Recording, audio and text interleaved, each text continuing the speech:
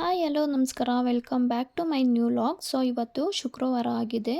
ಏನಪ್ಪ ವಿಶೇಷ ಅಂತ ಅಂದರೆ ಇವತ್ತು ಆಷಾಢ ಶುಕ್ರವಾರ. ಇವತ್ತು ಬೇಗನೆ ಎದ್ದು ಪೂಜಾ ಸಾಮಗ್ರಿಗಳನ್ನು ಎಲ್ಲನೂ ರೆಡಿ ಮಾಡ್ಕೊತಿದ್ದೀನಿ.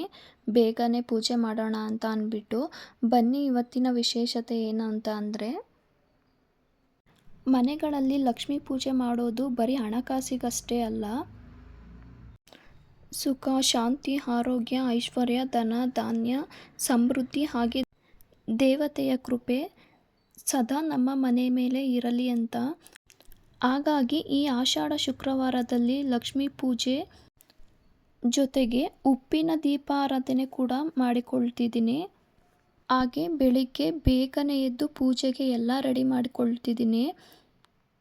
ಹಾಗೆ ಈ ಪೂಜೆನ ಎಷ್ಟು ಗಂಟೆಯಿಂದ ಎಷ್ಟು ಗಂಟೆವರೆಗೂ ಮಾಡಬೇಕು ಅಂತ ಅಂದರೆ, ಬೆಳಿಗ್ಗೆ 3:30ಇಂದ 5:30 ಒಳಗಡೆ ಮಾಡಬೇಕು.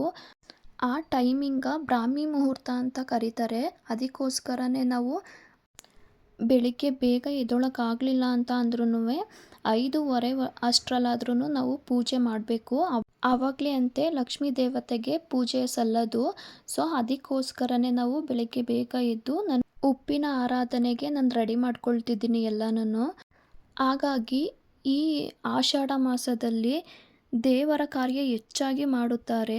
ಇವತ್ತಿನ ವಿಶೇಷ ಏನು ಅಂತ ಅಂದರೆ, ದೀಪನ ನಾವು ಮಣ್ಣಿನ ದೀಪದಲ್ಲಿ ಹಚ್ಚಿದ್ರೆ ತುಂಬಾ ಶ್ರೇಷ್ಠ ಅಂತೆ. ಸೊ ಅದಕ್ಕೋಸ್ಕರ ನಾನು ಮಣ್ಣಿನ ದೀಪ ಹಚ್ಚೋಣ ಅಂತ ಅಂದ್ಬಿಟ್ಟು ತೊಗೊಂಡು ಬಂದಿದ್ದೀನಿ. ಹಾಗೆ ಉಪ್ಪಿನ ಆರತಿನೂ ಕೂಡ ಮಾಡಬೇಕಿತ್ತಲ್ಲ, ಎರಡಕ್ಕೂ ಆಗುತ್ತೆ ಅಂತ ಅಂದ್ಬಿಟ್ಟು ನಾನು ತೊಗೊಂಡು ಬಂದಿದ್ದೀನಿ. ನಾವೆಷ್ಟೇ ಬೇಗ ಎದ್ದು ಕೆಲಸ ಮಾಡಿ ಪೂಜೆ ಮಾಡಬೇಕು ಅಂದರೆ ನಿಜವಾಗ್ಲೂ ಟೈಮ್ ಆಗೇ ಬಿಡುತ್ತೆ. ಅದು ನಿಮಗೂ ಗೊತ್ತಿರಬೇಕಲ್ವಾ. ನಾವು 3 ಗಂಟೆಗೆ ಎದ್ದು 5 ಗಂಟೆ ಆದ್ರೂ ನಮ್ಗೆ ಇನ್ನೂ ರೆಡಿ ಆಗಿಲ್ಲ. ಏನು 3:30ಇಂದ 5:30ವರೆಗೂ ಟೈಮ್ ಇರುತ್ತೆ. ಅದು ಬ್ರಾಹ್ಮಿ ಮುಹೂರ್ತದಲ್ಲಿ ಮಾಡಿದ್ರೆ ತುಂಬಾ ಒಳ್ಳೆಯದಾಗುತ್ತೆ ಅಂತ ತುಂಬ ಜನ ಹೇಳ್ತಾರೆ. ಸೊ ಅದಕ್ಕೋಸ್ಕರ ನಾನು ಕೂಡ ಮಾಡ್ತಿದ್ದೀನಿ ಇವತ್ತು. ಹಾಗೆ ನಾಮ ಎಲ್ಲನೂ ಇಟ್ಕೊಳ್ತಿದ್ದೀನಿ ದೀಪಗಳಿಗೆ. ಇವತ್ತಿನ ದಿನ ನಾವು ಉಪ್ಪಿನ ಆರತಿ ಏನು ಮಾಡ್ತೀವಿ ತುಂಬಾ ಶ್ರೇಷ್ಠ ಅಂತೆ. ಸೊ ಅದಕ್ಕೋಸ್ಕರ ನಾನು ಕೂಡ ಮಾಡ್ತಿದ್ದೀನಿ ಇವತ್ತು. ನಾನು ಮೊದಲನೇ ಶುಕ್ರವಾರ ಮಾಡಲಿಲ್ಲ. ಸೊ ಪರ್ಸ್ನಲ್ ಪ್ರಾಬ್ಲಮ್ ಇದ್ದಿದ್ದರಿಂದ ಸೊ ನಾನು 2ನೇ ಆಷಾಢ ಶುಕ್ರವಾರ ಮಾಡ್ತಿದ್ದೀನಿ.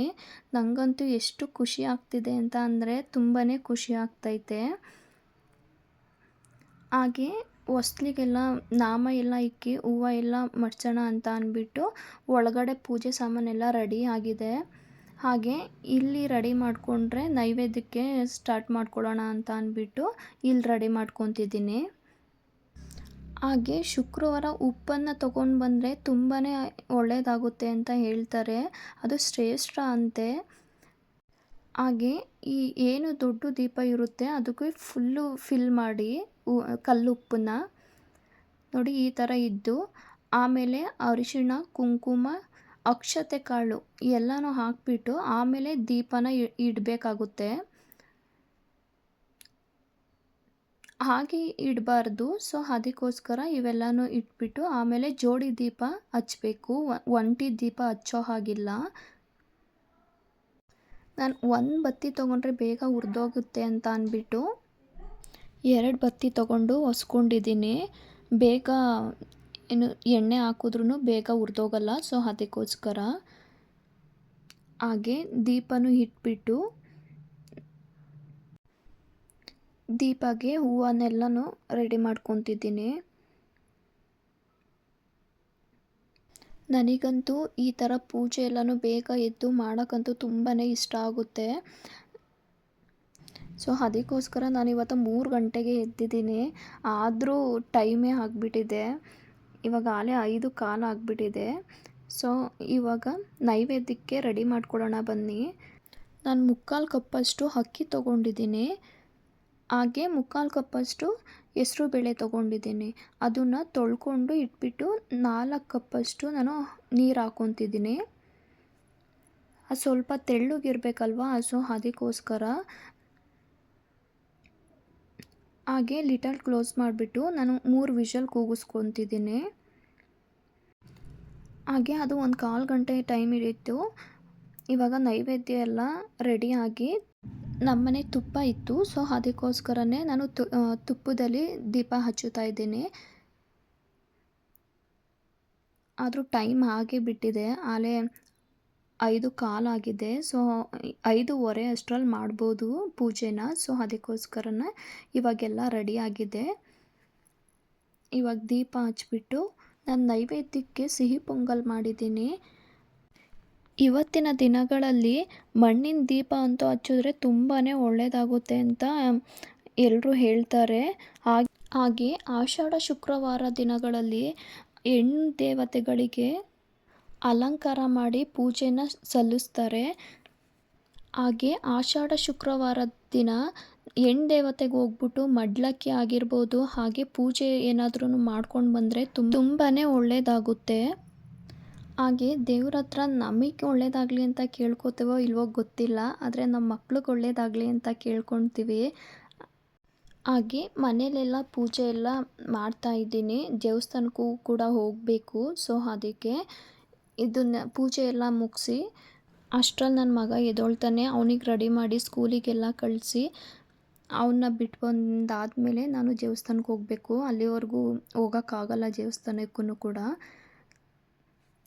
ಈ ಹೆಣ್ಮಕ್ಳು ಹೇಗೆ ಅಂತ ಅಂದರೆ ಮನೆಗಳಲ್ಲಿ ಏನೇ ಪೂಜೆ ಮಾಡ್ತಿರ್ಬೋದು, ಕೇಳೋದೊಂದೇ ಸುಖ ಶಾಂತಿ ಆರೋಗ್ಯ ಐಶ್ವರ್ಯ ಕೊಟ್ಟು ಕಾಪಾಡಪ್ಪ ನಮ್ಮನ್ನು ಅಂತ ಅಷ್ಟನ್ನೇ ಬೇಡ್ಕೊಳ್ಳೋದು. ಹಾಗೆ ನನ್ನ ತುಪ್ಪದ ದೀಪ ಇತ್ತು. ಸೊ ಅದಕ್ಕೋಸ್ಕರ ತುಪ್ಪ ಎಲ್ಲ ನೆನೆಸ್ಬಿಟ್ಟು ಇಟ್ಟಿದ್ದೆ. ಅದನ್ನು ತುಪ್ಪದ್ದು ಕೂಡ ಆರತಿ ಮಾಡ್ಕೊಳ್ತಿದ್ದೀನಿ. ಹಾಗೆ ಪೂಜೆ ಎಲ್ಲ ಮುಗಿಸಿ ನಾನು ಅಕ್ಷತೆ ಕಾಳು ರೆಡಿ ಮಾಡ್ಕೊಂಡಿದ್ದೆ. ಹಾಗೆ ಅಕ್ಷತೆ ಕಾಳೆಲ್ಲನೂ ದೇವ್ರಿಗೆ ಅರ್ಪಿಸಿ ನಾನು 5:15 ಅಷ್ಟರಲ್ಲಿ ನಾನು ಪೂಜೆ ಎಲ್ಲ ಮುಗಿಸಿದ್ದೀನಿ. ನೋಡ್ತಿರ್ಬೋದು ನೀವೇ ಎಷ್ಟು ಸಖತ್ತಾಗಿ ಕಾಣ್ತಿದೆ. ನನಗಂತೂ ತುಂಬಾ ಖುಷಿ ಆಗ್ತಿದೆ ಇವತ್ತಂತೂ.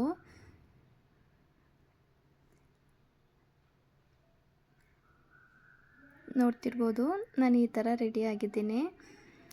ಹಾಗೆ ಪೂಜೆ ಎಲ್ಲ ಮುಗ್ದಿದೆ. ಇವಾಗ ದೇವಸ್ಥಾನಕ್ಕೆ ಹೋಗಬೇಕು. ಇಲ್ಲೇ ನಮ್ಮನೆ ಹತ್ರನೇ ದೇವಸ್ಥಾನ ಇದೆ. ಅಂದರೆ ಪವರ್ಫುಲ್ ಟೆಂಪಲ್ಲು ಅಂತಲೇ ಹೇಳ್ಬೋದು, ಮಹೇಶ್ವರಮ್ಮ ಅಂತ. ಅಲ್ಲಿ ನಾರ್ಮಲ್ ಡೇಸಲ್ಲೂ ಎಷ್ಟು ಜನ ಇರ್ತಾರೆ ಗೊತ್ತಾ, ಅಷ್ಟು ಪವರ್ಫುಲ್ ಅಂತೆ. ನನಗೂ ಗೊತ್ತಿರಲಿಲ್ವ, ಇವಾಗ ತಾನೇ ಬಂದಿರೋದು ಇಲ್ಲಿಗೆ. ಆದರೆ ದಾಸರಳ್ಳಿ ಹತ್ರ ಇರೋದು. ಎಷ್ಟು ತರಕಾರಿಲೇ ಎಲ್ಲ ಅಲಂಕಾರ ಮಾಡಿದ್ದಾರೆ ನೋಡಿ. ದೇವ್ರ ವಿಗ್ರಹ ಇದು. ಈ ಟೆಂಪಲ್ ಯಾರಾದ್ರು ನೋಡಿದರೆ ಕಾಮೆಂಟ್ ಬಾಕ್ಸಲ್ಲಿ ಕಾಮೆಂಟ್ ಮಾಡಿ.